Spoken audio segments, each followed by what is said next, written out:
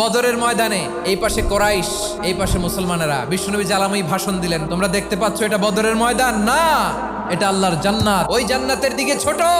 বিশ্বনবীর কথা শোনা মাত্র সাইয়েদনা উমাইর ইবনুল হুমাম বললেন বাখ বাখ, মানে চমৎকার। বিশ্বনবী বললেন মা ইয়াহমিলুকা আলা কওলিকা বাখ বাখ ইয়া উমাইর, আমার এই কথা শুনে তুমি কেন বললা বাখ বাখ?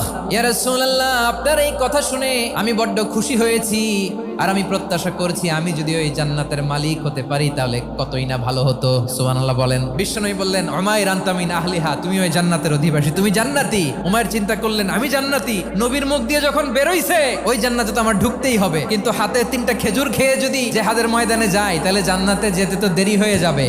এই চিন্তা আসা মাত্রই খেজুর 3টাকে তিনি ছুঁড়ে মারলেন, তলোয়ার বের করে আল্লাহু আকবার বলে বদরের ময়দানে ঝাঁপিয়ে পড়লেন। আল্লাহর শত্রুদেরকে কচুকাটা করে এক পর্যায়ে শাহাদাতের সুধা পেয়ে নিজেও জান্নাতি হয়ে গেলেন। পড়েন সুবহানাল্লাহ।